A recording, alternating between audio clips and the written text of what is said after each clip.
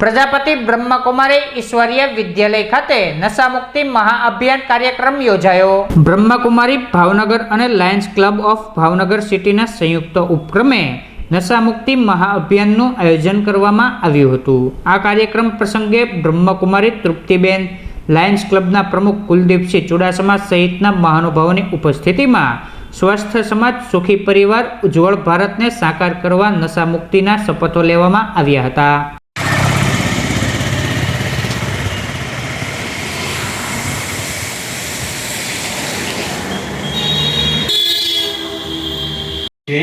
સમગ્ર ગુજરાત અને ભારત દેશની અંદર 10 કરોડ યુવાનોની અંદર આધ્યાત્મિકતા દ્વારા વ્યસન મુક્તિનો બોલો ઓમ શાંતિ।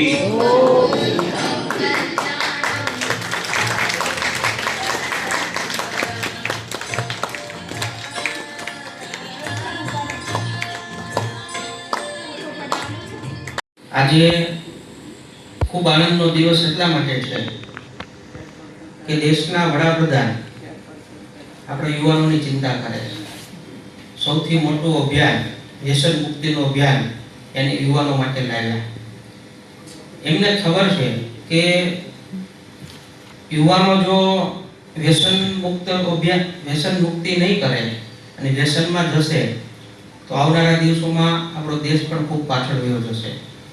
એને સહયોગ આપવા માટે આજે બ્રહ્મકુમારી વિદ્યાલયથી સરસ મજાનો કાર્યક્રમ થયો, અમે લાઈવ પણ જોયો અને એને સહયોગ આપવા માટે આમ તો હંમેશા અમે આ સંસ્થા સાથે જોડાયેલા જ હોઈએ છીએ, પણ લાયન્સ ક્લબ એ ઇન્ટરનેશનલ સંસ્થા છે। જેમ આપણી બ્રહ્મકુમારીજીની 100 કરતાં વધારે દેશોમાં સંસ્થા છે, તો અમારું લાયન્સ ક્લબ ઇન્ટરનેશનલ પણ 200 દેશમાં કામ કરે છે। એમાં બધા વિષયો ઉપર, યુવાનોનો વિષય હોય, પર્યાવરણનો વિષય હોય કે માનવ જીવનું કંઈ પણ કલ્યાણ કામ કરવાનું હોય, તો જેમ આપણી જે બ્રહ્મકુમારીજીની સંસ્થા લોકોને ઉપયોગી થાય છે અને મદદ કરે છે, એના માટે કામ કરે છે, એવી જ રીતના અમારી લાયન્સ પણ કામ કરે છે।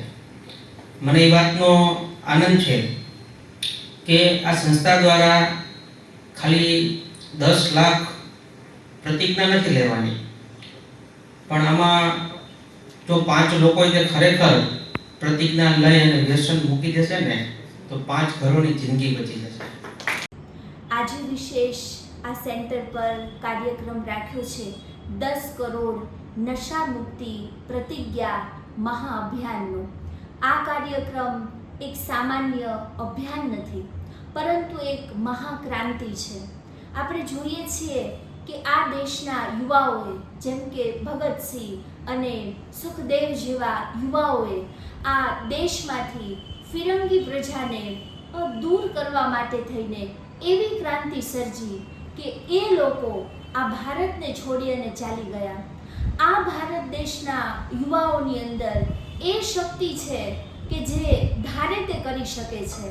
તો જો વિદેશી પ્રજાને આ દેશમાંથી હંફાવી અને આ દેશમાંથી નિકાલ આપવા માટે જો એક યુવાની અંદર શક્તિ છે, તો પોતાના જીવનને વ્યસનમાંથી મુક્ત કરવાની પણ શક્તિ છે। તો ખાસ આ અભિયાન જે છે, ક્રાંતિ છે કે જે યુવાઓને નશા મુક્ત બનાવશે।